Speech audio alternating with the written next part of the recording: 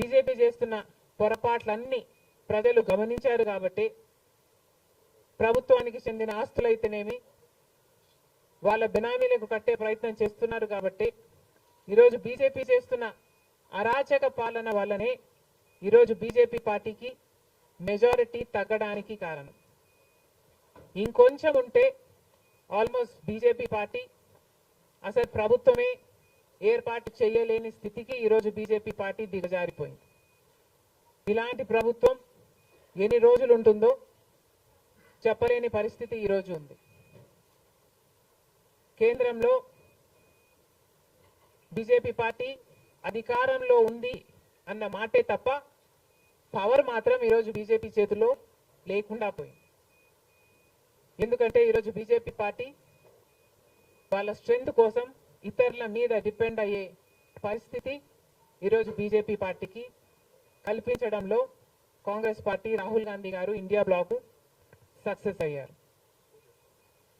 దేశవ్యాప్తంగా ఇది పరిస్థితి అయితే ఇక రాష్ట్రంలో చంద్రబాబు గారు కూటమి పవన్ కళ్యాణ్ గారు బీజేపీతో కలిసి ఇక్కడ ప్రభుత్వం ఫామ్ చేయడం జరిగింది. ఈసారి జరిగిన ఎన్నికలు రాష్ట్రంలో చాలా విచిత్రంగా, అన్ప్రెడిక్టబుల్గా, అన్ప్రెసిడెంటెడ్గా ఈ ఎన్నికలు నిలిచాయి. కారణం ఏమిటి అంటే ప్రజలు చాలా డిసిసివ్గా ఒక నిర్ణయం తీసుకున్నారు. మాకు మార్పు కావాలి అన్న నిర్ణయం ప్రజలు తీసుకున్నారు కాబట్టే ఈ ఎన్నికలు ఒకే డిసిషన్ మీద ఆధారపడి జరిగిన ఎన్నికలు. For Jagan, against Jagan. ఇది ఒకటే డిసిషన్ గా ఈ ఎన్నికలు నిలిచాయి. For Jagan or against Jagan. Against Jagan అన్న మార్పు కావాలి అన్న ఈ గట్టి డిసిషన్ ప్రజలు తీసుకున్నారు కాబట్టి ఈరోజు వాళ్ళ ఓటు వేస్ట్ కాకూడదు అన్నట్టుగా చాలా డిసిసివ్ గా they voted with a vengeance for change. ఇది అవునన్నా కాదన్నా ఇది వాస్తవం. కేవలం అంత గట్టి నిర్ణయం ప్రజలు తీసుకొని మార్పు కావాలి అన్న అంత గట్టి డిసిజన్ తీసుకున్నారు కాబట్టి ఇన్ ద ప్రాసెస్ ఈరోజు కాంగ్రెస్ పార్టీ కూడా అనుకున్న మేరకు పర్ఫామ్ చేయలేకపోయింది. కాంగ్రెస్ పార్టీ కూడా కేవలం నెల రోజుల ముందు సర్వే చేస్తే Congress party vote share between 6 to 7% ఉంది. దాన్ని మేము కష్టపడి పనిచేస్తే నేనే స్వయంగా 64 కాన్స్టిట్యుయెన్సీల్లో క్యాంపెయిన్ చేయడం కూడా జరిగింది.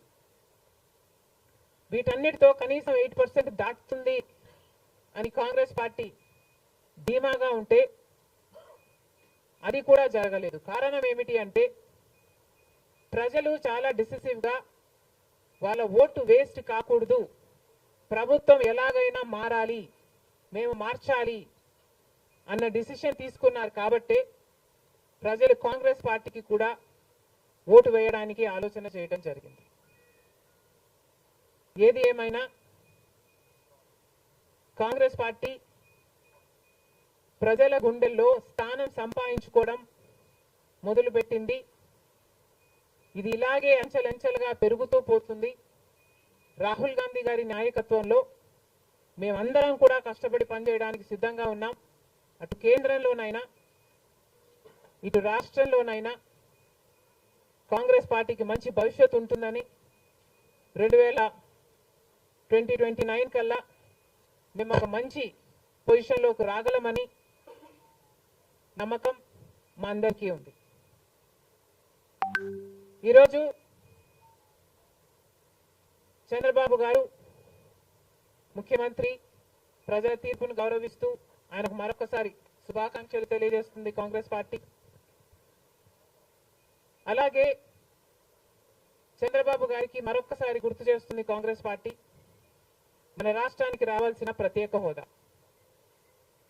ప్రత్యేక హోదా అన్నది ఆంధ్ర రాష్ట్ర ప్రజల ఊపిరి. 10 సంవత్సరాలుగా మోడీ గారు బీజేపీ పార్టీ ప్రత్యేక హోదా విషయంలో ఆంధ్ర రాష్ట్రాన్ని ఆంధ్ర ప్రజలను మోసమే చేశారు.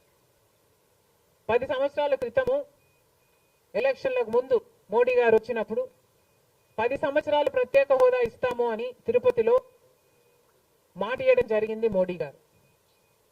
అప్పుడు చంద్రబాబు గారు చెప్పిన మాట 10 సంవత్సరాలు సరిపోదు, 15 సంవత్సరాలు కావాలి అన్నారు అదే సభలో.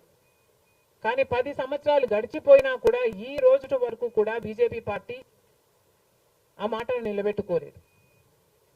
కానీ ఇప్పుడు చంద్రబాబు గారు మద్దతు ఇస్తున్నారు కాబట్టి బీజేపీ పార్టీ అధికారంలో నిలబడింది. ఈ విషయం మోడీ గారు గుర్తుపెట్టుకోవాలి. ఎందుకంటే ఈరోజు ఆంధ్ర రాష్ట్ర ప్రజల ఎన్నుకున్న ఎంపీలు కనుక బీజేపీ పార్టీకి చంద్రబాబు గారు మద్దతు ఇవ్వకపోయి ఉంటే అసలు బీజేపీ పార్టీ అధికారంలో ఉండే ప్రసక్తే లేదు. ఈరోజు బీజేపీ పార్టీ అధికారంలో ఉంది అంటే దానికి కారణం ఆంధ్ర రాష్ట్ర ప్రజలు అని మోడీ ఇప్పటికైనా గమనించాలి. చంద్రబాబు గారికి మరొకసారి గుర్తు చేస్తున్నాం. చంద్రబాబు గారు బీజేపీ పార్టీతో ఎలక్షన్లకు ముందు పొత్తు పెట్టుకుంటున్నప్పుడే కాంగ్రెస్ పార్టీ పదే పదే చెప్పడం జరిగింది. ఒక్క మాట అయినా తీసుకోకుండా, కండిషనల్ సపోర్ట్ అయినా మీరు ఎక్స్టెండ్ చేయకుండా, మీరు బేషరతుగా స్పెషల్ స్టేటస్ అన్న కండిషన్ పెట్టకుండానే మీరు బీజేపీ పార్టీకి ఎందుకు అలయన్స్ పెట్టుకున్నారు చంద్రబాబు గారు అని అప్పుడు ప్రశ్నించడం జరిగింది. ఇప్పుడు మళ్ళీ బీజేపీ పార్టీ చంద్రబాబు గారిని డిమాండ్ చేస్తుంది. ఇప్పుడు మళ్ళీ కాంగ్రెస్ పార్టీ చంద్రబాబు గారిని డిమాండ్ చేస్తుంది. బికాస్ మీరు ఇచ్చిన ఎంపీల వల్ల ఆంధ్ర రాష్ట్ర ప్రజలు ఎన్నికైన ఎంపీలను మీరు బీజేపీ పార్టీకి ఇచ్చారు కాబట్టి ఈరోజు బీజేపీ పార్టీ అధికారంలో ఉంది కాబట్టి చంద్రబాబు గారు ఈ విషయాన్ని గుర్తుపెట్టుకొని ఇప్పటికైనా మొండి పట్టైనా సరే స్పెషల్ స్టేటస్ అన్నది ఆంధ్ర రాష్ట్రానికి అవసరం కాబట్టి ఇప్పటికైనా స్పెషల్ స్టేటస్ మీద చంద్రబాబు గారు సీరియస్ గా వర్క్ చేసి ఇది సాధించుకు రావాలి అని కాంగ్రెస్ పార్టీ ఆంధ్ర రాష్ట్ర ప్రజల తరఫున డిమాండ్ చేయడం జరుగుతుంది. ఒక స్పెషల్ స్టేటసే కాదు, పోలవరం ప్రాజెక్టు కూడా ఉంది. పోలవరం ప్రాజెక్టుకు చంద్రబాబు గారు 2 రోజుల క్రితం వెళ్ళడం జరిగింది. నిజానికి పోలవరం ప్రాజెక్టు రాజశేఖర రెడ్డి గారి ఆలోచన.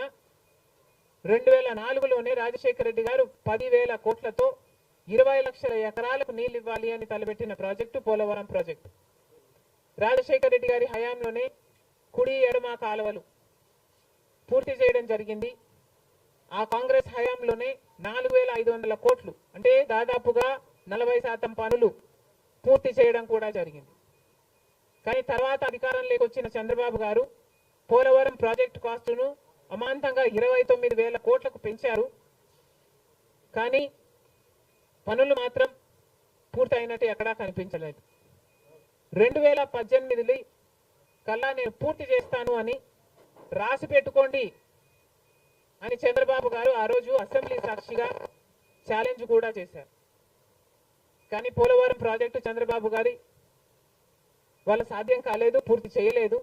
ఆ తర్వాత అధికారంలోకి వచ్చిన జగన్మోహన్ రెడ్డి గారు పోలవరం ప్రాజెక్టుని మళ్ళీ రివర్స్ టెండరింగ్ అంటూ మొదలుపెట్టి 55,000 కోట్ల రూపాయలకు దాన్ని ప్రాజెక్టు కాస్ట్ను పెంచారు. తీరా చూస్తే ఏ పని జరగలేదు. ఇప్పటికైనా చంద్రబాబు గారు చెప్తున్న మాట ఏమిటి అంటే 75% పనులు మా హయాంలోనే పూర్తయ్యాయి, 25% పనులు మిగులున్నాయి, నేను పూర్తి చేస్తాను అని చెప్పడం జరిగింది మొన్న చంద్రబాబు గారు. చంద్రబాబు గారిని కాంగ్రెస్ పార్టీ ప్రశ్నిస్తుంది. మరి 25% పనులు మాత్రమే మిగులుంటే 4 సంవత్సరాలు పడుతుంది అని మీరు ఎందుకు చెప్పారో చంద్రబాబు గారు సమాధానం చెప్పాలి.